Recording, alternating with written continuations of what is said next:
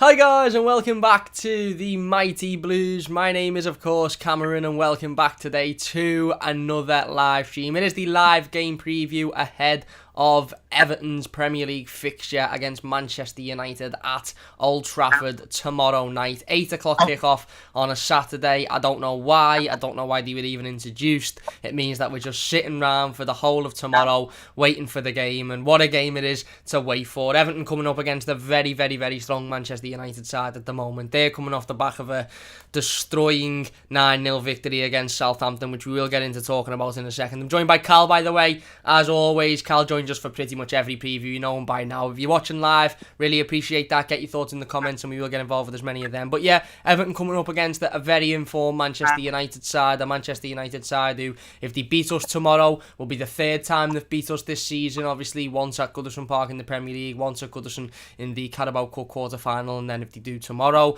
and it will ensure they go joint top of the league with Manchester City playing Liverpool at Anfield on Sunday. So it's a very, very, very difficult game for Everton. Everton obviously coming into it off the back of a really good win against Leeds United on Wednesday. Type of performance that I don't think any of us really expected, certainly not in that first half. We were really, really at the races. We beat them, we matched them for energy, we matched them for passion in the centre of midfield. We were getting forward, we were creating chances, and even in the second half when we did revert back to that usual sort of sit back and defend and that low block back four, we still had chances in the second half. The amount of fans I've seen on social media, and be it Leeds fans or opposition fans, saying, oh yeah, but you got pinned in the second half, didn't you? You got battered, they deserved something out of the game. And I'm looking at it thinking, well, yeah, okay, one hand you could say they had the most of the possession, and yes they did, and they come at us and they attacked a lot in the second half, and Robin Olsen did make 3 or 4 fantastic saves to keep Everton in the game. But on the other hand, there was a blatant handball in the box that just got ignored by VAR, which would have been a penalty, which doesn't always guarantee you a goal, but can pretty much guarantee you a goal. And Dominic Calvert-Lewin has a counter-attack, with 10 minutes to go, where you're putting your house on him scoring it, and he doesn't. So equally, you can turn around and say Leeds would have felt like they deserved more out of that game, but you can also say Everton could have been 4 or 5, 6-1 up. Come the end of it, if we'd have taken our chances. So it was a big, big win on Wednesday. Nevertheless, I don't care if we win 6-1 or we win 2-1, as long as we get the 3 points. And it will be a massive, massive confidence boost. Obviously, we've seen the likes of Ben Godfrey, Mason Holgate step back into the team, and absolutely immense. We spoke in depth about those two on yesterday's game review. And it's a massive, massive, massive test tomorrow night. It really, really is. One thing that I think, one massive bit of confidence I think we can take into it is the fact we're away from home. Everton have been exceptional away from home this season, 7 wins out of 10, which is just, it's not even fathomable under previous Everton managers. But Carlo Ancelotti's come in, he's really, really, really, got our away form, spot on and as we expect it to be. The home form, okay, it's dropped a little bit. I do think that is partially down to not having fans in the stadium. You look at the 2 home games we played at Goodison with fans in. We beat Chelsea and we beat Arsenal, but the away form's been much better. 4 wins out of 4 on the bounce away from home. First time Everton have done that since the 80s. So that gives me a lot of confidence going into this game. Look, it's no, it would be silly to sit here and say, oh yeah, we're coming up against a poor United side. We're not, Cal. We're coming up against a very, very strong Manchester United side, a side that have been in really good form. I want to talk about their 9-0 win in a second as well. But as an Everton fan, coming into this game and coming off the back of that big win against Leeds and seeing the players bouncing back after the defeat to Newcastle. I've seen a tweet a couple of weeks ago, and it was like, one thing you can really, really credit Carlo Ancelotti for. I mean, there's multiple things you can credit him for, but one thing you can really credit him for is Everton bouncing back after strange defeats. We beat them by West Ham, we bounced back, we beat Wolves the week after, we got a good point against Leicester, beaten by Newcastle awfully, bounced back, beating Leeds United away from home with a fantastic win. So, we should be going into this confident, not cocky, obviously, not going into it thinking, yeah, we'll beat Manchester United, but A, our away form, B, the performance on Wednesday, which was very, very good, and C, the likelihood is that we'll be starting with Ben Godfrey and Mason Holgate in this team tomorrow, and both of those have been absolutely immense this season. Certainly Ben Godfrey, who just seems to add so much confidence and so much control to this Everton side, and everybody else around him seems to be a lot more comfortable when he's on the pitch. So it's going to be very difficult, isn't it? But, are you going into it with a little bit of confidence? Are you going into it thinking, you know what, why can't we turn up and beat Manchester United at Old Trafford? I think the possibility is definitely there. It's like I said to you before we started. We always have seemed to be Man United's bogey team. You know, there was the game where we were 3-1 down, and I'm pretty sure it ended 4-4. Yeah. There's the 4 rubbing we gave them at Goodison a few years ago, 1-2 now. You know, we have always been able to perform against Man United. So I think the problem is it's been this season we haven't performed against them at all. Yeah. Basically, they've made examples out of us twice now. Don't get me wrong, in the second game, I think we sat back and defended well, but we just lost concentration right at the end of it, and then they were able to pounce on us because of it. Let's face it, that was basically a 1-0 game where we gave them the 2-0 because we were just trying to push forward. Yeah. That's what it was. But I think going into this, we've got to take this game very seriously because we've got to look at this as this is our Europe. This is our big game for Europe, in my opinion. If we can beat Man United, why can we not beat any other team in the league? And especially considering 2 weeks today we play Man City now. The game has officially been rescheduled. So, you know, listen, we've got United, then we've got Spurs in the Cup after this. Then we've got Southampton, then Liverpool, then City. City, then Liverpool it is, We need to win this Man United game, personally, in my opinion. I don't expect it. I'm not going to go all out and put on this pressure and say, you know, if we don't beat Man United, we failed. But if we want Europe, and the fans who are expecting Europe need to look at this as a we need to win. Because don't get me wrong, I think we can handle Southampton. You know, if Man U put 9 past them, you know, we can beat Southampton. But then, you know, there's a cup game against Spurs, which I think we will see a full-strength side from Ancelotti. You know, Liverpool is always going to be a tough game, especially now that they've brought all these centre-backs in. And with I believe Van Dijk's back in training. So I think winning this game could put us on a good run. And let's face the fact, if we can beat United, why can't we beat City and Liverpool? Well, that's it. You're spot on. And like you mentioned there, this is a massive, massive test for Everton. And if Everton do go into Old Trafford and beat Manchester United, then you're absolutely right. Why can't we, you know, keep up that run of form and keep up that momentum and go on a decent run? Because at the end of the day, this season is very much up in the air. And Carlo Ancelotti's spoken about this on a number of occasions. He was asked about away form, and he said, look, it's pretty simple. There's no home fans in stadiums. There's no home advantage now. You know, okay, you might say players are more comfortable at home, but let's be perfectly honest, there's no home advantage in the Premier League. So you're seeing a lot more away wins. You're seeing teams going to Old Trafford. You're seeing teams going to, you know, Anfield. You're seeing teams coming to Goodison Park and beating, you know, Everton comfortably. You know, Newcastle, who hadn't been able to pick up a win for about 89 years, turned up to Goodison Park and beat us relatively comfortably. They had a game plan. They kicked us up the park all game. They got away with it, and then they hit us on the counter attack. And a couple of days after, and they've been beaten by Crystal Palace. So I think Carlo's absolutely spot on, and you're right. This is a massive, massive test for Everton, a really, really big test. And Manchester United are the one team this season. I know we've been beaten twice by Newcastle, but Man United are the one team this season that every time we've faced them, the twice that we've faced them, you sort of, after both games for me, I haven't really been disheartened. Now, the Liverpool results, obviously, we stepped up, we managed to get a point out of that game. The 2 Newcastle games have been absolutely furious because we didn't perform. The Southampton game, I was furious because we didn't perform. The Leicester game recently, the draw a couple of days ago, I wasn't very disheartened with because I think it was a good point against a good side. But the only losses we've had this season, not saying I haven't been upset by them or annoyed by them, I have, but I wasn't disheartened because I feel like we sat here after the Manchester United games, both of which, certainly the one in the Cup, and thought, you know what, this Man United side have just got a better squad than Everton. They've just got a better quality of player at the moment, and they've got a better squad. They've brought in a striker in Edinson Cavani, who is a serial goal scorer. Yes, he mightn't be 21 years old anymore. He mightn't have that pace, he mightn't have the energy or intensity that he once had at PSG, but he's a serial goal scorer, and we've seen that. Scored his first goal for Manchester United against Everton on the counter-attack. If you put Edinson Cavani one-on-one with a goalkeeper, 99 times out of 100 he's scoring that, and he mightn't be starting games because, we mightn't have that energy or that stamina to keep going for 90 minutes, but if you've got Edinson Cavani coming off the bench, you're a very, very dangerous side, and Manchester United have shown that recently. So you're right, Cal, it's going to be a very, very difficult test, but certainly a test I think Everton can get through. I'm not sitting here now thinking, we're going to get absolutely bounced tomorrow, because look at the sides we've beaten this season, certainly away from home. Tottenham on the opening game of the season. Now, I know Tottenham have gone downhill a little bit, but they were in a really good run of form at the start of the season. We beat them on the opening day. We're beating Leicester away from home, who again, their home form has been very, very poor. We're beating Leeds away from home. Again, their home form has been very poor. Manchester United home form has been, not as good as their away form. It's still been okay. So the fact that we're away from home and the fact that we've been very, very good away from home and the fact that we seem to be a lot more switched on away from home is giving me a lot of confidence going into this game. It certainly is. I'm not sitting here with blind confidence thinking Manchester United can't hurt us.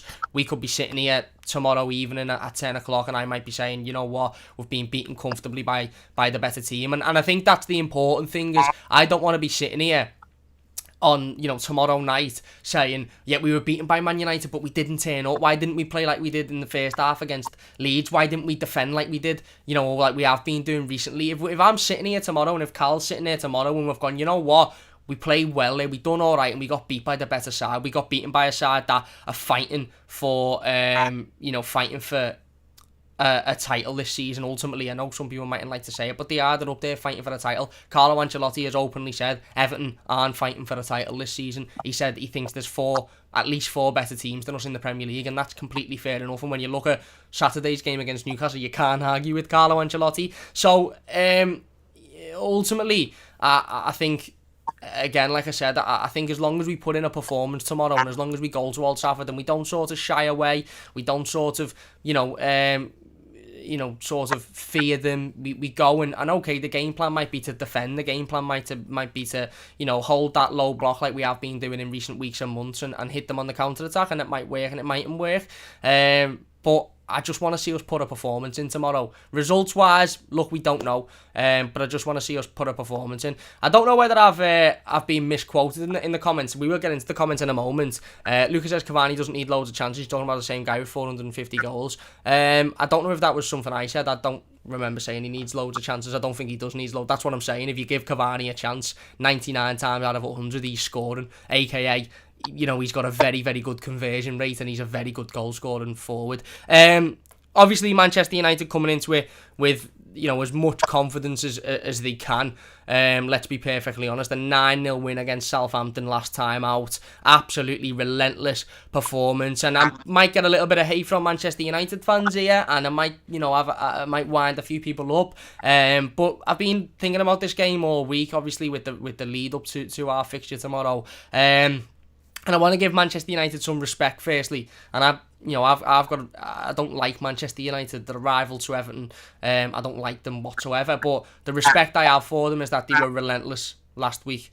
They were absolutely relentless. When it was 5, when it was 6, when it was 7, they continued going. They wanted more goals. Everybody wanted the goal. It would have been very easy for Manchester United to have sat there on Tuesday or Monday, whenever it was, and a 4-0 up when the Che Adams goal gets disallowed, which I think is ridiculous, by the way, for them to sit there and for Man United to sit there and say, you know what, they've just had a little bit of a scare, we're winning 4-1, just sort of hold on to this now. Winning 4-0, sorry, just sort of hold on to this now. We don't need to, we don't need to overextend. We don't need to go and get any more. We've won the game, but they didn't. They were relentless. They were cutthroat. They went for 4, 5, 6, 7, 8-0. They went for that. And they got that, and it was a great performance by Man United. I think they were helped massively by Southampton picking up a red card early on, which is an absolutely stupid challenge and a challenge the lad doesn't need to make. I also think they were helped by the fact that when Southampton had that goal disallowed, which I think is wrongly so, but we're not going to get into the VAR discussion,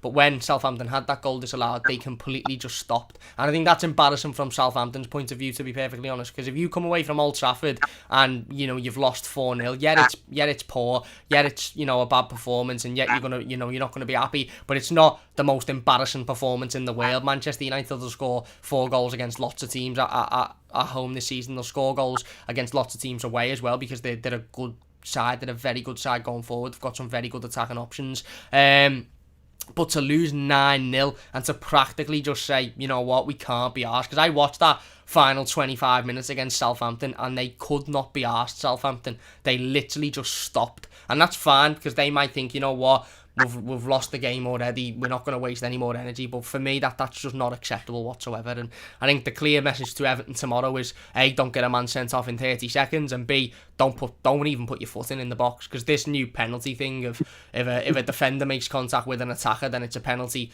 and it goes the attacker's way and it's a red card. If he's last man, it's a nonsense. So just don't make any challenges in the box unless it's Super Ben Godfrey, we can trust in those situations. But like I said, Cal, it was a massive win for Manchester United, and it's coming a bad time for Everton, because that's going to give them loads of confidence going into tomorrow. Absolutely loads of confidence. They're going to be, they're going to be turning up with sort of all the will in the world to probably do the same against Everton. I don't think that'll happen, because I think we're a better side than Southampton. Certainly defensively, certainly more solid.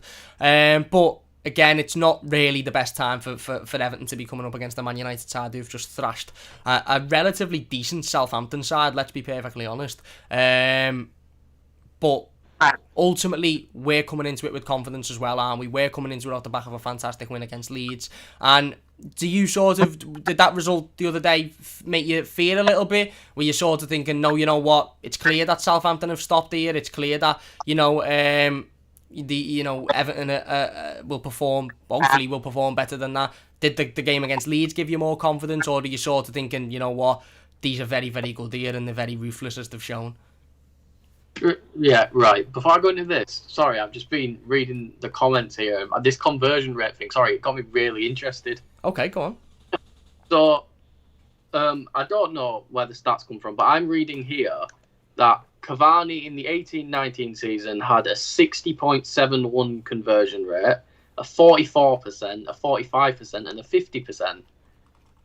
Is that a bad conversion rate? It don't sound bad to me. I'd take it for Richarlison at the moment. If he takes 2 shots and he's at least scoring 1, you've got to take that. Yeah, that's right. it. I don't know if I might be wrong, because listen, he's a Man United fan. He probably knows more about Cavani than me. But the Leeds game gave me a lot of confidence, because a lot of people, like you said, came out and said, the second half we got absolutely drubbed. But in the same time, we sat back and we defended well, and we were able to stop the chance, created them. One thing that a lot of people have got to look at is, just because Leeds had the ball constantly and because Leeds were, creating the chances, Leeds clearly weren't doing enough, because they didn't score. They didn't get couldn't get past Olsen. They couldn't get past Godfrey, and they struggled. We outperformed them. Look at Decore. Decore was constantly winning the ball, and don't get me wrong, there were some moments in that game that gave me worries, especially again playing against Man United. Because let's just look at Dom in the last game. Dom can't afford to be just cracking it from the outside of the box. I understand he's a striker, but if Richarlison's completely open for a one-on-one and he does that against United will punish us.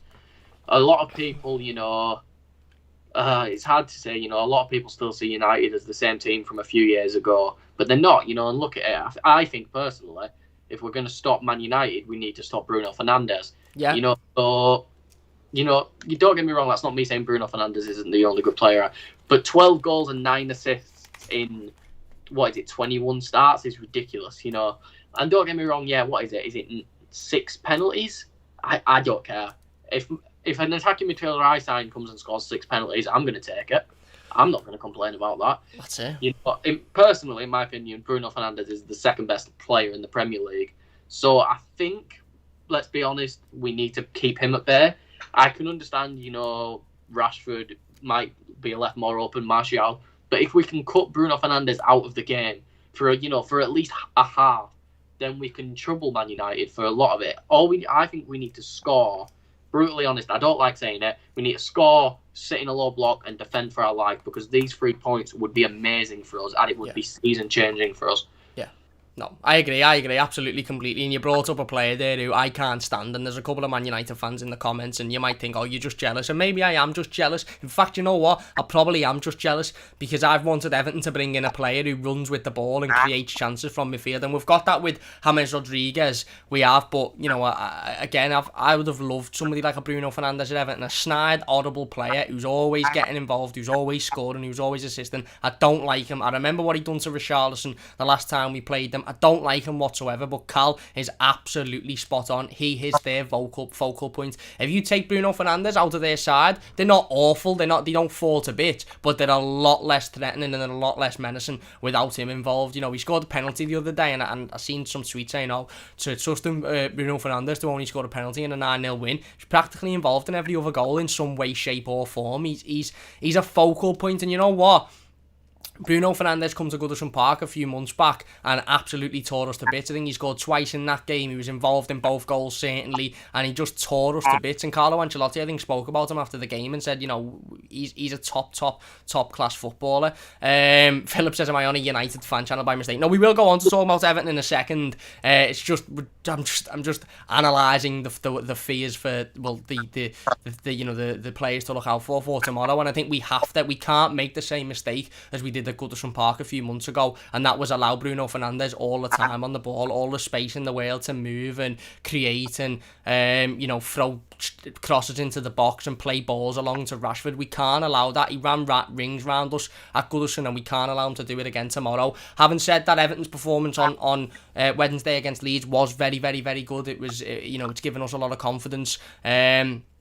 Again, like I said, that midfield performance was very, very refreshing to see. I remember looking at the team sheet before the game. I seen Andre Gomez, I seen Gylfi Sigurdsson. I thought, what's going on here? We're not going to have anywhere near enough energy or pace or power to keep up with this Leeds United side, but we did. Every single player stepped up. And Carlo Ancelotti has had his pre-game press conference today. He has spoken about injuries. He has said that Robin Olsen will play in this game as Jordan Pickford is still out injured. He did also say that once Jordan returns to fitness, he will go back into the squad, but Robin Olsen will also play games, but he isn't available for tomorrow's game. He also mentioned Alan and Jean-Philippe Gbamin and said that both of those are unavailable. He said that Alan is training and back training with the first team now, only as of today, and Jean-Philippe Gbamin is still training individually. So we'll be without Alan again. It was sort of expected that we may have him back, with Carlo Ancelotti saying a couple of weeks ago in a press conference that there's a potential he'll be back for the United game, but unfortunately it's too soon for him. But like I said, that midfield performance on Wednesday was very, very refreshing. The likes of Gylfi Sigurdsson and Andre Gomez really put in a top performance. Abdoulaye Doucouré was absolutely exceptional.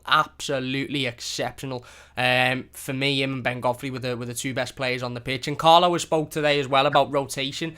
He said he'll rotate the squad. He said he likes rotating the squad. It keeps everybody interested. It keeps everybody motivated. And ultimately, motivation and momentum, I think, is the big word for this game, because we need a little bit of consistency now, I feel. Obviously, we had a really, really good consistent start to the season where we went on a really good run of games, 7 wins on the bounce in all competitions. We then had a little bit of a stint where we went 3 or 4 games losing, and then again, like I said, when fans got back into stadiums, we beat Chelsea, we beat Arsenal, we beat Sheffield United, we beat Leicester, and since that Sheffield United game on Boxing Day, I feel like it has been a little bit inconsistent. We lost to West Ham on New Year's Day. We bounced back. We beat Wolves, the week later. We then drew it Leicester away from home. Obviously, we'd beaten Sheffield Wednesday in the meantime in the Cup. We then drew it Leicester away from home. Good point. We then lost to Newcastle. We've then beaten Leeds. So I feel like we're now starting to see a little bit of a roller coaster run of form from Everton in terms of 1 week we're winning, 1 week we're losing. And Carlo Ancelotti will want to sort of level that out. He'll want, consistent performances. And ultimately, we've won 4 out of 4 on the bounce away from home, and we're coming up to an away game, albeit against a very difficult side, and a side that are very, very good, going forward, and a title contenders and whatever you want to call them this season. But for me, ultimately, like Cal said, if we can get a goal and then defend in the way that we know we can defend, and then maybe hit them on the counter attack on the odd occasion, then I think that'll be a decent tactic to go for. Ultimately, we don't know how Carlo Ancelotti's going to line up tomorrow, because he said there'd be rotation. What I would like to think is that Ben Godfrey and Mason Holgate both start this game. Certainly Ben Godfrey. If Ben Godfrey doesn't start tomorrow, I'm going to be absolutely raging, because that lad was sorely missed in the game against Newcastle. And I'm not going to sit here and say we'd have beaten Newcastle with him in the team, because going forward we were abysmal as well. But look at the difference he made when he stepped in on Wednesday. He's just so good. He's got so much confidence. He's so comfortable on the ball, whether it's winning the ball back, whether it's sliding challenges, he's brilliant at, whether it's bringing the ball forward and running into the midfield. He's so big, he's so strong, he's got acceleration like I've never seen before, and anybody that tries to get the ball off him just bounces off him. So Ben Godfrey for me absolutely has to be in this Everton team. You can talk about rotation, and I expect Michael Keane to come back in, I expect James Rodriguez to come back in, but Ben Godfrey has to keep his place, be it at centre-back, be it at left-back, be it at right-back, be it at central midfield. Ben Godfrey absolutely has to keep his place. And there's an argument for this game about maybe moving a Ben Godfrey or a Mason Holgate into the centre of midfield and putting them next to an Abdoulaye Doucouré and maybe having a little bit more energy, maybe having a little bit more intensity there. I don't think Carlo Ancelotti will do that because he's never hinted at doing it before, and we've never really seen that since Carlo's been at the football club. But Ben has to absolutely be in this side. And like I said, the injury update from Carlo was that, Jordan Pickford is still out, so Robin Olsen will step back in. Really good performance against Leeds United, made 3-4 absolutely fantastic saves, and again, he deserves a run of games in the side. And to be perfectly honest with you, if Carlo Ancelotti had to come out today and said Robin Olsen or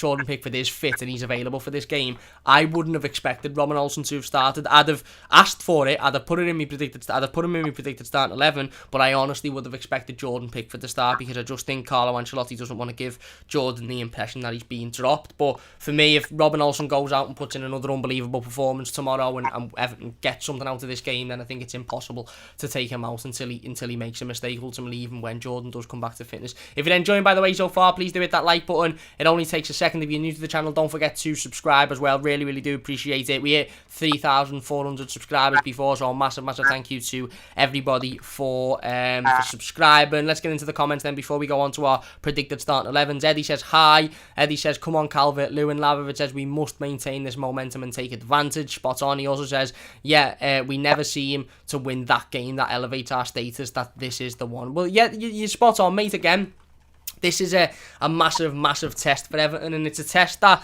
who knows, we might beat Manchester United tomorrow, and if we don't, but we put in a decent enough performance, I think we'll all sit here and say, you know what, maybe they are just a level above us, maybe they are just a little bit more, down that process, down that line than Everton are. But if we do go out and beat them tomorrow, then we have to generally sit back and go, why, this Everton team, not saying they're going to beat everybody, because I think we're more likely to lose at home to somebody like Brighton than we are away to somebody like Manchester United. But if we beat Manchester United tomorrow, it's a massive statement, a massive statement victory. And why not? Look, they're on very good form this season, but a couple of games ago they lost to Sheffield United 2-1 at Old Trafford, and it was an awful performance by Man United. So they haven't really got that consistency. They've been a lot more consistent this season than in recent seasons, but they've still got that absolute howler in them, and Everton need to make sure that we bring that out of them tomorrow, and we don't allow them to play their nice free-flowing football, because they've got a lot of quality players, they've got a lot of quality options up top, and ultimately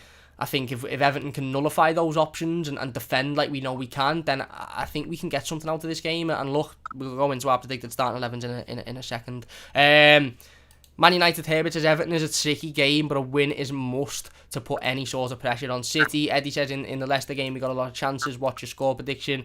Give that at the end of the stream, mate. Man United here says can't see Everton winning, but defo a draw. I think I'd take a draw. I'd take a point at Old Trafford, mate, to be honest with you. Woodlavich says Keane never started but was impressive. Would you start with Keane? You have mentioned Godfrey and Holgate must start. What exactly would your defence be? Well, we'll go into that in a second. Man United says, that cup game was one of our best performances because we completely dominated Stuart Goodison, and that's where it's come from. Cavani needs a lot of chances though, not going to lie. Eddie says Cavani should have got a red. He certainly should, mate. He certainly absolutely should. It was a headbutt on Yerry Mina, I believe. And then we go into the long conversation about Ederson Cavani. Everton Rose is in the chat. She says, come on, you Blues, will be a tough game, but we need to be at our best. Exactly, and that's all we can ask for. Phil says, hi again, I'm late. That's all we can ask for. If we're at our best, then ultimately, if we're at our best and we lose, and we put in a good performance and we lose, and we make a good account of ourselves and we lose, then you can't really ask for much more from the players. What I don't want to see is a Newcastle-esque performance where we're sloppy in possession, where we're not taking chances going forward, where we're giving silly defensive mistakes away. I mean, you look at the last 2 goals that we've conceded away from home, taking away that Newcastle performance, which was atrocious. But you look at the last 2 goals we've conceded away, they've both been individual mistakes. The game, against Leeds on Wednesday, I think it's a Mason Holgate individual mistake, if I'm being honest with you. And the Leicester game was obviously a Jordan Pickford individual mistake. So, we need to be very solid defensively tomorrow, don't we? I mean, Man United, second currently in the league, 13 wins, 5 draws, 4 losses. Like I mentioned, big loss to Sheffield United, which should give us a lot of confidence. Carlo talked about that today. He said, okay, they've beaten Southampton 9-0, but they lost to Sheffield United the week before. Very good form, of course, this season, but like I said, they've lost some games at Old Trafford. So let's go into our predicted starting 11s then. Carl, if you're enjoying, by the way, leave a like. We will get back into the live comments. If you're new, don't forget to subscribe as well. We'll do the usual, make defence, back line, and then midfield, attack, etc, etc. So I'll start then. Goalkeeper, Robin Olsen. Carlo Ancelotti, like I mentioned before, confirmed today that Jordan Pickford is still out injured. He has picked up a rib injury, obviously missed the game against Leeds through that, and he will miss this one as well. So Robin Olsen starts. To be perfectly honest with you, I'd have liked to have seen Robin Olsen start even if Jordan Pickford was back. He was absolutely exceptional on Wednesday, put in a really, really good performance, made some excellent saves, specifically 2 or 3 on the bounce in quick succession. Done everything that he needed to do, done the simple bits as well. Okay, his distribution isn't unbelievable, but ultimately he makes up with that with his saving ability. So Robin Olsen in goal. And then I've gone for a back line, mate, of Ben Godfrey at left back, Yerry Mina and Michael Keane at centre half, and Mason Holgate at right back. And I know that a lot of people will talk about Luca Dean, and I know a lot of people will say Luca Dean doesn't prefer playing on the left of midfield. Luca Dean would rather play left back. Luca Dean is the best left back in the league, and I agree. Luca Dean is the best left back in the league. Six assists in 12 appearances for Luca Dean so far this season. Another absolutely fantastic one midweek against Leeds. Brilliant ball cut across the middle, and it was finished brilliantly by Gylfi Sigurdsson. But for me, that is our best defensive back line. Luca Dean is unbelievable, and going forward, he's very, very good, and his creativity is fantastic, and I think he needs to be in this team, so we don't lack that. But defensively, and these have got a very, very, very good attacking options, like we mentioned Cavani earlier, likes of Rashford, the likes of Martial, who loves a goal against Everton for some strange reason. Bruno Fernandes, who's very creative, and I just... For a start, Ben Godfrey has to play. Absolutely has to play. Be it left back, be it centre back. Doesn't really matter to me. He has to play. And I just think that back line of Mina and Keane, who've created a fantastic partnership so far this season. Yerry Mina was exceptional again the other night. Michael Keane obviously come on and shored the game up, and has been fantastic so far this season. Had a rest as well. And Mason Holgate, who was very good the other night as well. Made a couple of individual errors, including the one for the goal, but generally was very, very good. So that's my back line, mate. Godfrey at left back, Mina and Keane at centre half, and Holgate at right back. What's yours with goalkeeper? It's obvious Robin Olsen starting. That's clear cut, because if Carlo decided to become a psychopath and play Yao Virginia, I'd honestly start supporting another club. But imagine the scenes. I'd cry, man. I'd honestly cry. But right back, Mason Holgate, I was about to say Ben Godfrey. Centre backs, I've actually gone for Mina and Godfrey again, okay, and then Luca Digne. Because my thing is, we don't think Alan's back. We know he's in training, but like I said, when I'm not, and I think you're not even putting Alan in the team, be ridiculous and over exaggerate. But look at what we've been doing recently. Arguably the 2 best goals we've scored recently are from a midfielder I'm going to mention pinging it out to the left, and then Digne rocketing it into the box, and then someone being able to tap it away. They are probably the 2 best goals we've scored from this season, all from those 2 players. And one of those players, when I was in your, was it your match review yesterday? Yeah. I was very proud, predicted his turn in form. Yeah. So, but yeah, I love Michael Keane, and don't get me wrong. If we go 1 or 2 up, and then we're like, right, half-time sub, Keane on, let's end the game. But I think Digne is vital to create those chances we need to get early goals, because I've seen it in the chat. I don't know who said it exactly, but United are really good late on in the game. Oh, there it is. It's Eddie. Really good at the end of the game. Look what they did to us. They struggled to score all game, and then bang, put 2 past us right at the end. So I think we need to get them early when they're still a bit error prone, because United always make little mistakes. They always make the little slip up passes, but most teams don't capitalise on it, and if we can get 1 or 2 early on, then we can just sit back and try to win the game. But I feel like without Digne, we're not going to have half of the creativity we need to win the game, because we can't put it all on James and Richarlison's shoulders. That's fair enough. No, I agree. Look, that was the the back line that started against Leeds, and it was fantastic. Certainly in that second half, I mean, Yerry Mina was exceptional, and Ben Godfrey were exceptional throughout the entirety of the game. Defensively, I mean, Yerry Mina won more headers, I think, on Wednesday than any Everton player has done in 2 or 3 years in the Premier League. He was absolutely exceptional. We've spoken about Ben Godfrey, we know how good he is, and Mason put in a solid performance, and obviously Luca Dean got the assist, so I wouldn't be against that.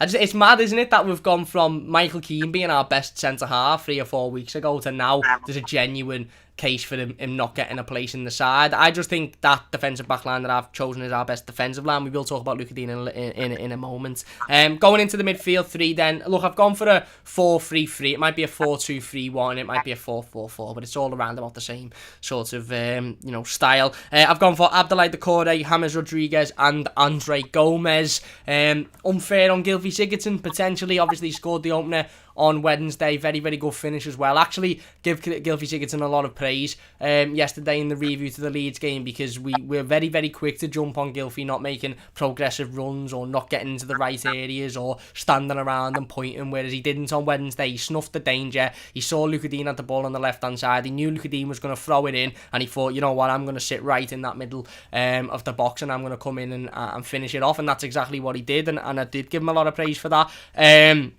But creative-wise, you've got to look at James Rodriguez and think, well, he was on the bench the other day. Obviously, that was to give him a little bit of a rest. That was to allow him to have that time to recuperate ahead of tomorrow. And let's be perfectly honest, he creates an awful lot more than any Everton player does. Maybe Luca Dean is on, par, but other than Luca Dean, certainly not any other midfielder creates as much as James Rodriguez does. So I think James comes back in, and I think out of Dean and Gomez, out of Gomez and Sigurdsson, I think Gomez was the better performer. Like Carl mentioned, that ball over to Luca Dean it was absolutely pitch perfect for the opening goal. I put Abdoulaye Doucouré next to him. I think he's the legs. I think we mightn't see the same type of performance from Abdoulaye Doucouré tomorrow as to that we did on Wednesday, because I think Wednesday, and I'm absolutely made up about it, by the way, because we haven't seen it so far at Everton. I think we saw an Abdoulaye Doucouré performance where he was playing as a box-to-box midfielder, and he was actually getting forward, and he was getting into the right areas up top, and he was throwing the ball into Dominic Calvert-Lewin and setting him up. Dom could have had 2 or 3 from Abdoulaye Doucouré, building that play up in the midfield, and that's what I want Abdoulaye Doucouré to be doing, because I think he's a fantastic box-to-box midfielder. To be perfectly honest with you, we saw it at Watford, we've seen it on Wednesday, and when he's picking that ball up on the edge of our box, and when he's doing the defensive work, but when he's also allowed the freedom to move forward and progress forward, I think he's fantastic. Don't know whether we'll see a similar type of performance tomorrow, just because of how threatening Manchester United are, certainly on the counter-attack, as Carl mentioned. So maybe he'll sit a little bit deep and do the Alan role that he's been doing since Alan's been injured. But Abdoulaye Doucouré starts, of course, no questions about that. And then I put Andre Gomez in the other place. Very, very impressed by Andre Gomez on Wednesday. Could have comfortably won the Man of the Match award. In fact, if it wasn't for Andre Gomez probably won some people's Man of the Match awards. He won Carlo Ancelotti's, according to his post-game press conference. He won Cal's there, as you can see. He might have won a lot of other Evertonians. I think Ben Godfrey and Abdoulaye Doucouré were absolutely exceptional, but I wouldn't have turned down somebody saying no, Andre Gomez wins it. He was brilliant. He was absolutely brilliant. Everything in midfield he battled for, he won, he brought the ball down well, he used his strength, he used his body. The ball over the top for Luca Dean, I've seen it about 2 or 3 times now. It's just absolutely exceptional, and I think he deserves to continue his place in this side. And ultimately, we spoke on Tuesday ahead of the Leeds game about Carlo Ancelotti's selection headache and who comes in to this Everton side and who gets rotated, and he decided to keep James out, and that was a bold decision. I feel like we all sat here on Wednesday night and thought, what, no James, and you're playing Sigurdsson and Gomez? But the reality of the situation is we didn't need James, and to be honest with you, I don't know whether James would have been as effective in that game, because it was a very fast-paced game. It was back and forward. It was, they were coming at us as quickly as we were coming at them. We had to do a lot of defending, and again, I'm not saying James can't do that, but I just think we probably were a little bit better with somebody like a Gomez on the pitch, and I thought Gomez and Sigurdsson played really, really well, but Gomez deserves to continue in this side for me, really, really does. So for me, I've gone for the midfield 3 of Andre Gomez, who seems to be a new signing, James Rodriguez in the sort of 10 role, and then Abdoulaye Doucouré, who I'd like to say would be doing the box-to-box work, but I'm not confident he will be doing. What's your midfield 3 or 4, depending on formation, mate? Well, I'm going to go for a 4-2-3-1, but I will mention the attacking midfielder now because we've gone for the same one. And my midfield's the exact same as yours, mate. If it's not broke, don't fix it. You know, I mean, yeah, that's right. That's the right phrase before or don't change it or whatever. But listen, Decore's done an excellent job replacing Alan, and I think it's going to be quite hard when Alan comes back because, you know, I can imagine when he comes back, Carlo's going to go back to the 4-3-3 with Hammers on the right wing because if Gomez performs again against United, you can't drop him. You can't drop him. I don't think there's an excuse for it because this is how he played before he got injured against Tottenham. As soon as everyone started calling him Andre Gomes, he become that player again, and I don't know how. The passing's perfect. The passing's, you know, it's Barcelona player passing. You know, it's what we brought him in for. There were a few times against Leeds where I was like, I didn't even know Andre Gomes could dribble, but apparently Gomes can. You know, taking on Leeds players, he was beating him, he was driving the ball up the field. Don't get me wrong, he won't do that against United, I don't think. And if he does, then I love to see that because I love to see the confidence in him that he thinks, this is a team towards the top of the Premier League. Well, I'm still going to take you on and try to create a chance. And those passes to Digne, man, I don't know how they've gained this sort of telepathic connection, but it seems like every time he plays that ball to Digne, it's perfect. It's at Digne's foot every time. Yeah.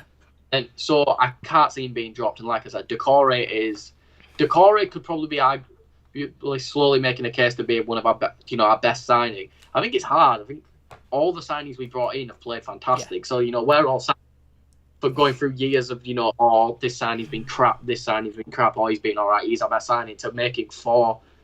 Yeah, it was 4. Even if you're including Kunku, so 5. As well. Olsen as well, 6 excellent signings. And you look back at it and go, every one of them was worth every penny. It's like I said in your live chat the other day, Godfrey I would have paid double for. I would have easily paid 35 for Decore now. I would have paid the 35 they were asking for Alan. But, you know, it's amazing to see for us. And Gomez is just one of the players who's improved under Ancelotti. And I think this puts it into context of how good Ancelotti's been. But I'm going to stop my little fanboy moments for Andre Gomez and I'm going to move on to James Rodriguez. Because let's just face it, he's one of the best creators in the Premier League. Absolutely. Like, I've got something here, and it's I don't really understand this stat, so I had to read it. But I saw James Rodriguez was 5th, and I get it now. It's the 2 actions directly leading to a goal. So basically the pre-assist and stuff like that. James is 5th with 0.88 per 90. So basically, every 2 games he's helping create a goal scoring opportunity. He's being a vital part in it. And when you're only behind Grealish, De Bruyne, Bruno, and Harry Kane, you know, that's elite company and you can't really complain. So, you know, James, you know, he doesn't have, you know, Bruno Fernandes level 12 goal, 9 assists. He hasn't played enough to get that. But he's clearly creating chances to get us there. He's bringing everyone else involved in the game. When he plays, Richarlison is so much better, in my opinion. Calvert-Lewin's so much better. Everyone around him is so much better. And even if he doesn't defend to save his life, you know, maybe at the 70th minute he'll start trying to poke the ball away from someone. But he doesn't defend, and as Carlo said, that's not why we signed him. We signed him to create chances and to create goals, and he's done that perfectly this season. No, I agree, absolutely, I agree. And like you said, you know, James is a luxury player, and I don't think he was dropped for Wednesday's game. I think he was rested, and the performance on Wednesday, you know, after it, and obviously the results and how well the midfield performed, maybe you're sort of sitting there thinking, well, how does he get back into this team? But like you mentioned, his creativity is just a level above anybody. And the thing is with James Rodriguez is, you know, look, we were in great form, certainly in that first half on Wednesday. We were coming forward. Gomez was in full flow, and I want to talk about Gomez in a second.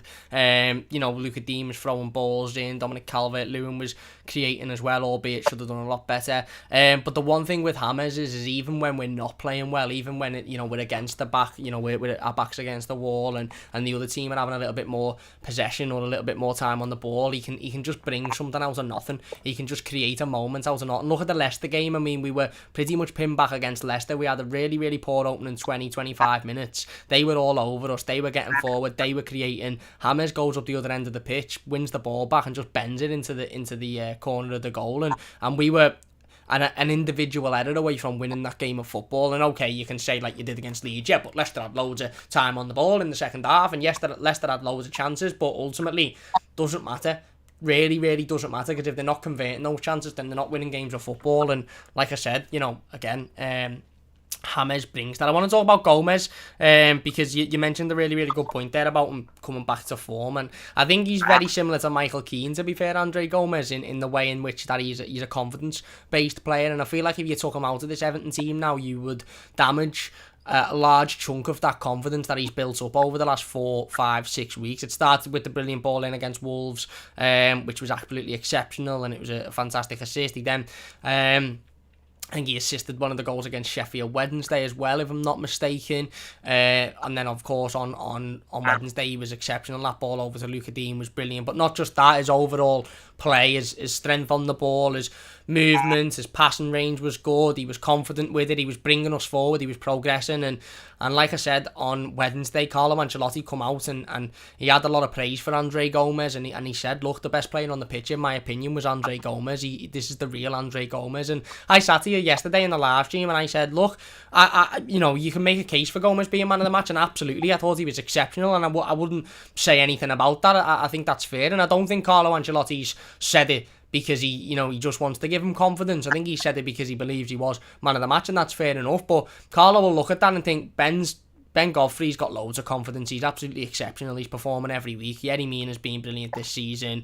Dom's back on the score sheet and have given him a lot of praise. He's come out purposely there and picked a player who has struggled in the past this season and has sort of had a tough time of it and has had a tough time with injuries and with fitness and stuff. And he's picked a player who's had a good couple of games, and he's gone, you know what, I'm going to give him a lot of praise today because he turned up. Yet everybody else was great as well, but he turned up and he needs the confidence boost, in my opinion, and that's why Carlo said what he said about Gomez, and everything was right. Like I said, if he'd have said it about Davis, you'd have gone, well, hang on, he's only played 20 minutes here, how can he be man of the match? But he didn't. He said it about a player who generally put in a top quality performance and was deserving of any man of the match shouts that were thrown that his way.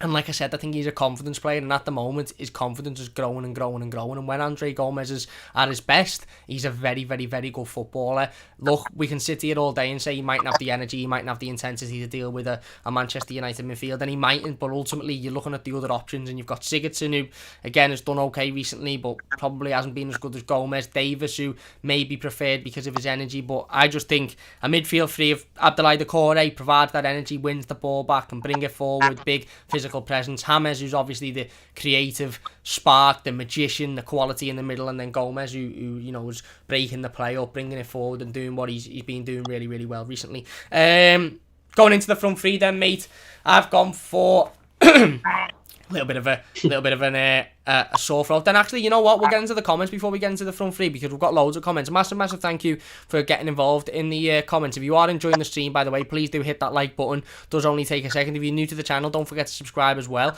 Apparently, James is hit and miss and doesn't worry Manchester United fans. I don't know what. I don't think he when we play a low block and we defend and teams have 80% of possession, he's not as effective as he is usually, but he can still create something out of nothing. I wouldn't say he's hit and miss, but that's your opinion and that's fair enough. I've got against this, Cam, 1 second, is against the Leicester game, James Rodriguez made arguably a top 2 centre-back in the league this year, Wesley Fofana, look like an idiot and bent it around him. That Wesley Fofana, he's better than every centre-back at Manchester United at 19 or 20, and I can confidently say that. With my hands. He has been, the key reason Leicester's defence has been so good, and I don't care what anyone really says. I agree personally with that statement, and I think it's true. So, I don't understand how somebody can say James Rodriguez is hit and miss when's he missed, when he's been injured, I think the thing is with James is he's absolutely exceptional, and everything he does on the ball is magic, and everything he does on the ball is fantastic. He's probably not the most useful player to have when teams are flying at us consistently and we're sitting back in a low block because everybody defends. And name me one Everton player who you can say is being creative when we've adopted that style of play. They haven't, but ultimately it doesn't matter because we defend brilliantly and we see out games and we win in games of football, and that's all that matters. But I wouldn't say he's been hit and miss. But opinion's an opinion, innit? I agree with you, yeah. Cal. Eddie says we had lots of chances at the end against Leicester too. Exactly, mate. Exactly. Wayne says, what about Odom Kingy? I think he'll start on the bench, if I'm being honest with you. Again, probably needs a couple of more weeks to get his fitness up. Lucas says, not worried about James. I think he's absolutely excellent, to be fair, mate. Lucas says, of course, we can beat United. We've got massive talent and can beat anyone. I agree. Philip says, Richarlison. Wayne says, put Godfrey in CDM and play Keane and Mina. Blasky could ride them around. Yeah, you know, again, I'd take that. I would take that, but I just don't see it. To be honest with you, I don't see it from Carlo Ancelotti, but I'd take it. Philip says, Andre has lovely hair as well, all glossy and flowing like a horse's mane. Certainly has, mate. Andre Gomes has got unbelievable hair. So has Andre Gomes, to be fair. Ian says, if we repeat the effort tomorrow, we can have a cracking match. For some reason, I'm thinking we score, draw 2-2, 3-3. Potentially, mate, potentially. I think we have to repeat that effort, to be honest with you. I think we have to turn up. And listen, it's going to be a bit different because, you know, Manchester United are susceptible to defensive mistakes. They are, and Harry Maguire has put some questionable performances in the season, let's say that. But I think Leeds, I really, really do think Leeds are poor defensively. Really, really poor defensively. And I think Carlo Ancelotti and this Everton side had snuffed that out on Wednesday, and they'd snuffed out as soon as we scored that first goal. As that, hang on here, Gylfi Sigurdsson has literally just walked in between everybody and tapped it in. So let's try and get forward and let's try and create a lot more. And don't be surprised if you see a different style of play tomorrow, but we absolutely have to have the same energy. We have to match Manchester United for energy. We can't allow Bruno Fernandes to waltz round and pick up all pockets of space on the pitch. We need to be tight to him. If he gets the ball in the midfield, put him on his arse. Do the, you know, just take the foul in the centre of the midfield. Don't let him get on the edge of the box and then foul him in a position where he could score the free kick. If you're going to foul him, do it as far up the pitch as you possibly can. On to our front three then. To complete the predicted starting 11s, I've gone for Richarlison on the right hand side, Dominic Calvert-Lewin up front, and I've gone for Luca Dean on the left. Now this might be a little bit unfortunate for Alex Iwobi. Cal doesn't agree with it. I am going to keep plodding the message of Godfrey, Mina and Keane playing together and it not being a back five, because I hate a back five. Listen, I understand the worries, I do get it, and I understand that Luca Dean probably doesn't love that left midfield role. I'm not going to say left wing. I'm going to say left midfield. All right. So yeah, not as in like a. I'm going to say left midfield because I think it'd be a 4-2-3-1 with James in the 10. So I've gone with Luca Dean left midfield because I again, like I said, I really, really want to see Godfrey Yerry Mina in the side, and I think Michael Keane should come back in because he's been excellent recently. So, again, It's a selection headache for Carlo Ancelotti. It really, really is. Ben Godfrey has to start. Luca Dean has to start. They both can play on the left-hand side. Godfrey can play centre-back, but if he does, then you're taking out Mina or Keane, who have been brilliant recently as well. For me, Luca Dean's... What's the word I'm looking for? Not creativity. Luca Dean's service into the box is absolutely second to none. He's the best fullback in the league at doing that. He really, really is. I mean, look at, Wednesday. Leeds start really, really fast. First opening 4 or 5 minutes. They're getting at us. They got behind us on a couple of times. Luca Dean got caught out defensively a couple of times. But going forward, he has one chance with the ball, swings it in, and we're 1-0 up, and all of a sudden we've got, we've got an advantage in the game, and Leeds then have to come at us. So for me, Luca Dean has to start. He really, really does. Like I said, his creativity, his delivery into the box, it's pretty much pinpoint 99 times out of 100. And if you can put that on Dominic Calvert-Lewin's head tomorrow, I think Dominic Calvert-Lewin could have a field day. I really, really do.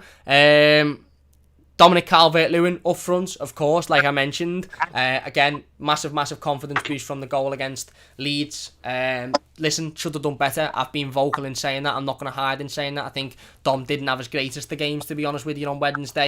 I think he had a couple of really, really big chances. 2 in the first half. One where it bounces back to him on the edge of the box and he just takes a shot and it's straight at the keeper. One where he's, like Carl mentioned before, where he's got a run on the defender and he could slide Richarlison in, but he doesn't. He goes for the shot and it ends up miles wide. And the big one in the second half where he could have completely killed the game off with 5 or 10 minutes to go.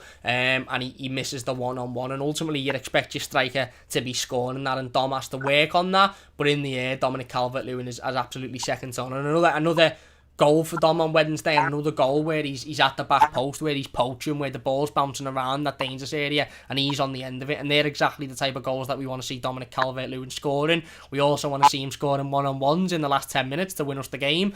But ultimately, again, he got his goal, and he struggled recently with goals, and I think he went 5 Premier League games without a goal. So I really do think that'll give him a lot of confidence going into tomorrow. And then Richarlison on the right-hand side again.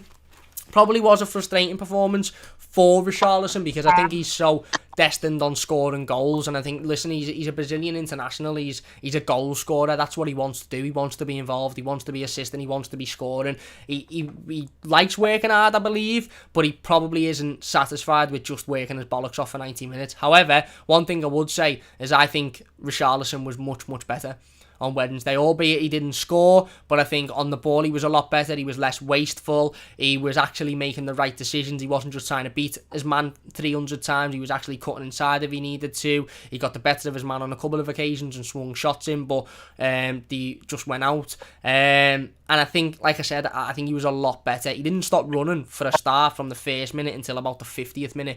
I literally think he went into the changing rooms at half time and just done laps of the changing rooms because he never stopped. And I think he was a lot better. And again, look, Richarlison is just one of those, I think, where we're just going to have to keep on backing and keep on, sort of supporting in this, I don't want to say bad run of form, because he hasn't been bad, but bad goal scoring run of form, really. And I think once he can get a couple of goals under his belt, he'll start to thrive again. So there you go, mate. There's my front three. Have your say on that one, and let's hear yours. Right. I was confused about Digne now, but now I agree with it, that it's left midfield and not left wing. Because I do get it, because here's the thing is, Digne probably prefers to play left back, but he did a good job at left midfield, and I think he can.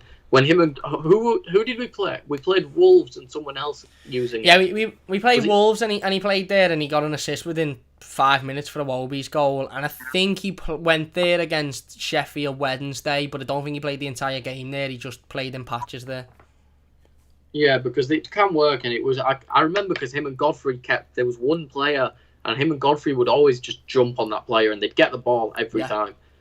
But I do think Keane's going to have to miss out again. I've given my reasons why. Unless Carlo can find a free at the back system that we can play without being completely boring, and because it does exist. It does exist. There are teams that play free at the back, that play amazing football, but I just don't think we have the wing backs for it yet. I think that's something that we could play next year if we sign like Max Aarons or something like that. Yeah, but until then, I think we just avoid that until we can get a proper right wing back. Because Coleman just don't have it in his legs anymore. Like, I still love Seamus Coleman. Yeah. But expecting Seamus Coleman to bomb back and forth for 90 minutes ridiculous for someone who's in his 30s now. Yeah.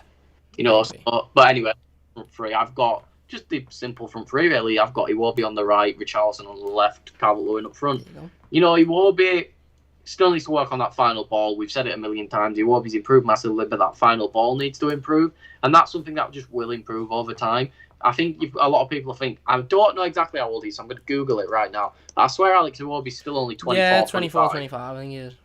Iwobi's, still, he's still developing little bits. He's still, the technical aspect of his game is still improving the more he works with Ancelotti. And, I can see next year that Iwobi could be dropped to a bench player, but at the same time, that's a really good bench player to have.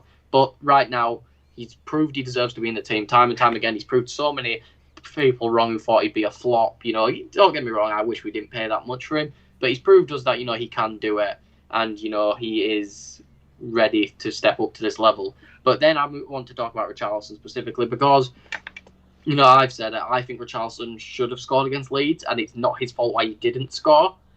Personally, I put the blame on Calvert-Lewin why he didn't score, because let's put it into context. If he would have squared that, if Richarlison had missed that, I'd have been very shocked. Yeah.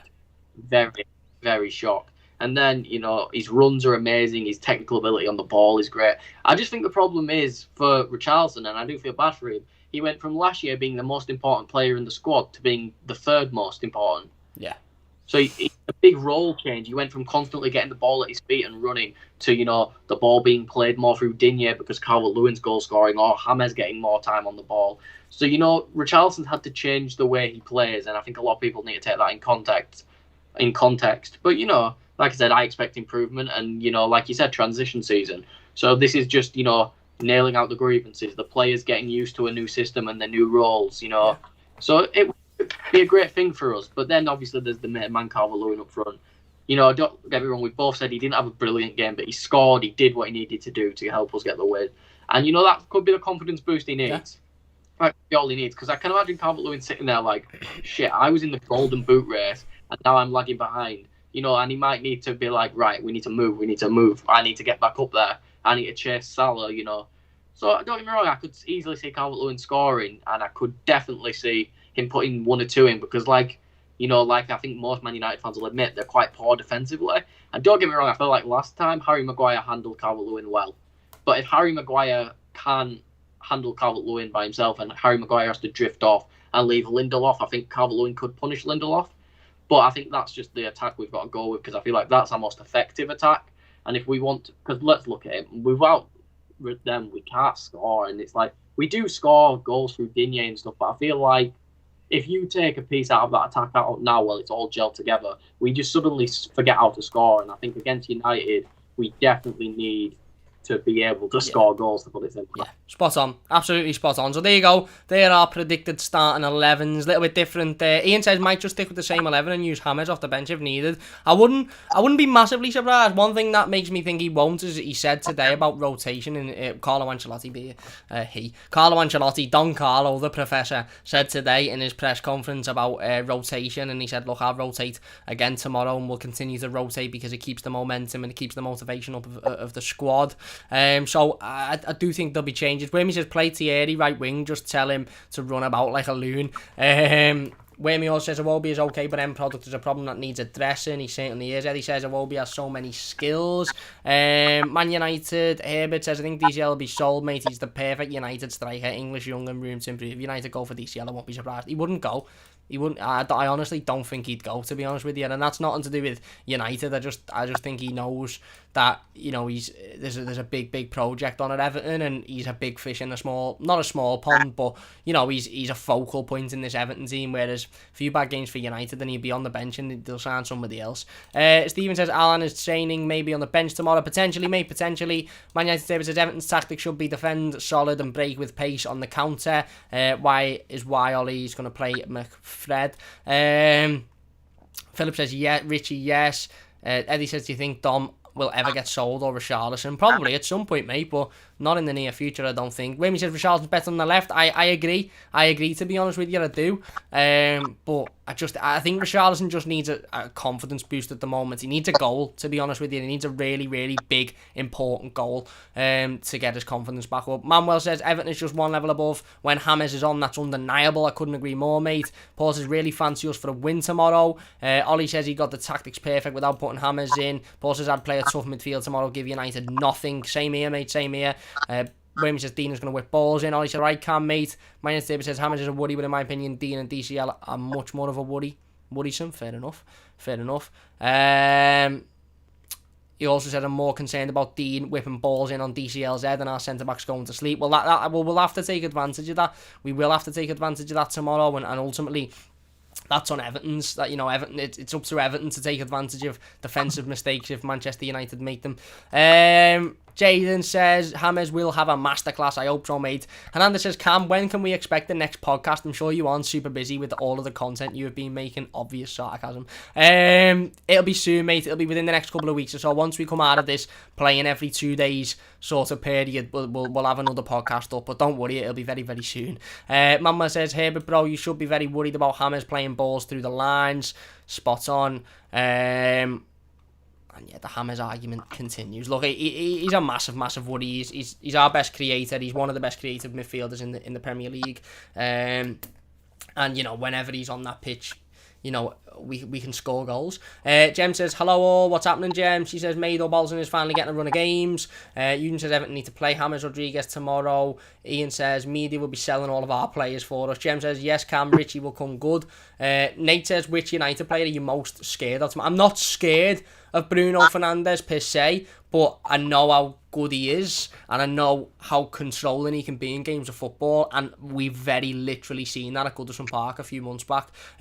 He literally, in the Premier League, I'm talking about, not specifically the cup game, he literally ran rings around us because we allowed him so much space and so much time on the ball. Stephen says, can't see DCL leaving Everton anytime soon. Why would he when he's learning from one of the greatest managers ever? Exactly, mate. Man United says on the plus side, Maguire's best 2 games for United have been away at Everton. James says, I'm much more confident we can win considering our away record. Yeah, exactly. Well, look, it's going to be a very, very difficult game of football. There's no denying that. Manchester United are in a title race at the moment. They've been very solid recently. Obviously a massive win last time out against Southampton, albeit I think Southampton threw in the towel at 4-0, to be honest with you. But again, like I said, without trying to blow smoke up anybody's bottom, I respect the ruthlessness of going out and continuing to score. It's been very easy for them to go, no, you know what, we'll just sit back and we'll take the 4-0, but they didn't. They wanted more, and I think that's the difference in this Man United team as one of previous years, is they've actually got that ruthless nature about them now, which is what you need if you're going to challenge for the league. But Everton, on the flip side, are coming into this game with a massive confidence boost after the win against Leeds. Really, really good performance. Like I said, for me, Ben Godfrey has to play. He's just a step ahead of everybody. He's so fast to the ball. He's battling everybody on the pitch. He's commanding. His leadership qualities are clear to see. He's first to every ball. If a player's got a run on him, he just sticks the acceleration on, and he's out muscling players to get the ball out for a goal kick, or he's bringing it up the field and he's flying through the midfield like an absolute rocket, or he's sliding challenges. He's just a fantastic defender, and I am confident tomorrow. I am, because I think if anybody can upset the apple cart at the moment, it's Carlo Ancelotti's tricky toffees away from home. That rhymes. I didn't even mean for that to rhyme. Carlo Ancelotti's tricky toffees. 7 wins out of 10 in the Premier League away from home this season is, like I said, unheard of for Everton Football Club. 4 out of 4 on the bounce, first time since the 80s that we've managed to do that, and we have got genuine quality to hurt Manchester United tomorrow. Vice versa, they've got genuine quality, and we're going to have to defend very, very well. And like Cal said before, it's not a game where you can afford to make mistakes. If Dom gets a one-on-one and he's played through on the counter-attack, he has to take that. We got away with it against Leeds because we defended really well, and defensively they were poor, but we have to take those chances if we get them tomorrow, and Dom has to be a lot more on his game than he was on Wednesday. But defensively, I'm not too worried, to be honest. Even with all of the ability and all of the quality in the world that Manchester United have, they haven't got all of the quality in the world, but even with all of their quality, I think if Everton can defend in the way that we know we can, and keep a solid back line and not make mistakes, and everything that comes in goes straight back out and have that flat back forward, then I'm not particularly worried defensively. But ultimately, I just want to see Everton put in a strong, good performance tomorrow. I don't want to be sitting here tomorrow night saying, oh, we were awful today, we were this, we were that. I want to be sitting here going, yes, we've won and we were great, or even if we've lost, so be it. We put in a decent performance, we lost to a decent side, so be it. Move on to the next game. We've got a difficult run of fixtures, but like we all sat here at the start of December and said, oh, I can't see us getting more than 6 points. We come away with wins against Chelsea, Arsenal, Chelsea, Arsenal, Leicester, Sheffield United, beating Wolves, beating Leeds away from home as well, which is 2 tough games. So I'm confident. I'm not blindly confident. I know what Manchester United can bring. We've seen it already twice against Everton, but I honestly think Carlo Ancelotti's got something up his sleeve for tomorrow, and I'm confident going into it. Eddie says, do you need a centre-back with pace? Do you think centre-backs need pace? Well, I think they need pace, or they need extremely good awareness. But we've got centre-backs with both, so all good. Jane says, score prediction. I'm going to go with a 2-1 for Everton, a cheeky 2-1. I am quite confident. We'll go to Cal in a second. Manchester United says 2-1 win to them, of course. Lucas says 3-1 Everton. I'd take that. Man United says, Ancelotti is world-class. Huge fan of Carlo. He is, mate, he is. And Anders says 2-1 Everton. Think Richie turns up in a huge match and DCL gets in the end of a cross. I hope so, mate. Nate says he's going for 4-0 United. It won't be, if we defend in the way we've been defending recently, we won't concede 4. But then we might turn up and defend like we did against Newcastle, which was... or just play like we did against Newcastle, which was atrocious. Jaden's going for 3-0 DCL Attic. I'd take that. Aiden's going for 3-1 United. Eddie's going for 1-1 or 0-0. Lucas is going for Bruno and Cavani. Can hurt us even with the back 4. Bruno alone can. Well, we've seen that. We've already seen that this season. We know he can, and that's why we have to stick somebody on Bruno Fernandes and don't allow him to move off you. Don't allow him to have all the space in the world. Don't allow him to run round and just run rings around everybody. I'm be a bit physical on him, because he's physical on everybody else. I'm not saying injure him, obviously, I'm not condoning that, but if they're going to come in with a physical game, like Newcastle did, we have to match that physicality, and we have to make it as hard for them as they do with us. Eugene says, what do you think the Everton formation will be? I'm going for 4-2-3-1. Ananda says, that's obvious, Lucas, but for every good United performance, you can match it with a terrible performance before last match. Bruno had been toothless, fair enough, and Lahovic's going 5-0 Everton. I hope so, mate. Cal, before we finish up then, any final thoughts, and what is your score prediction? I think the final thoughts is, listen, I think what we all have to do is, if we lose, if it's a good performance, if we play absolutely shite, then, pile on them. But if we play a good game and we lose to a title contender 2-1, I think we've got to realise it's not the end of the world. How many times have we said, transition season, we shouldn't... 7th or 8th was probably what we were expecting, even with Carlo Ancelotti. Listen, we can lose to teams like Man United, but as long as we put up a challenge, as long as we don't give up for 92, 93 minutes. And, don't get me wrong, if Decore is stuck on Bruno all game, and then Bruno can't get any space, I do think we can beat him, because I think that entire team runs around Bruno, and then they start to get confused when they don't. Don't get me wrong, Rashford can run a team, Martial can run a team if he's on form, but I just think that's something they'd have to click onto in the second half.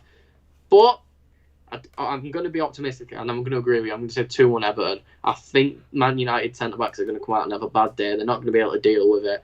And Herbert's going to eat his own words, because James is going to have a masterclass. So, yeah, I'm saying 2-1 Everton. Let's hope so, mate. Let's hope so. Well, there you go. That is the game preview. We'll finish up there then. A massive, massive thank you to everybody for joining us. If you're watching live, a massive, massive thank you for getting involved. Really, really do appreciate it. If you've enjoyed the stream, please do hit that like button. It does only take a second. If you're new to the channel, don't forget to subscribe as well. Don't forget to check Cal out in the description. Go and follow him on all his socials. Anything else to say before we finish up, mate? No, not this week. I mean, probably expect something after the Manchester United game. I might write something depending on how miserable or how good the game was to watch. But yeah, like you said, please just follow me on Twitter. And yeah, that's it. It's right. Massive, massive thank you everybody for watching. If you're watching as a YouTube video, leave your thoughts in the comments, and we will get involved with as many of them as we possibly can. Look, this is a massive game, an absolutely massive game. It's going to be a big test for Everton, and it'll be a good chance for us to see where and whereabout we are in terms of level of performances against one of them, the best sides in the league this season. Let's be honest, but they're not.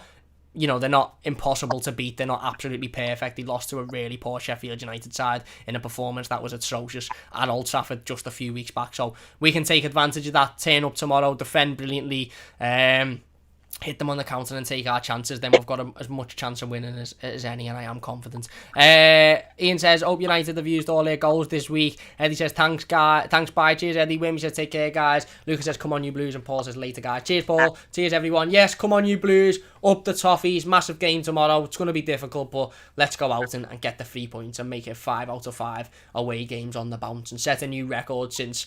I don't know. 4 out of 4 was since the 80s, so I don't even know when 5 out of 5 is going to be. Massive, massive thanks for watching. Leave a like if you've enjoyed, subscribe if you're new, and we'll see you soon on the Mighty Blues. There we go. Sorted.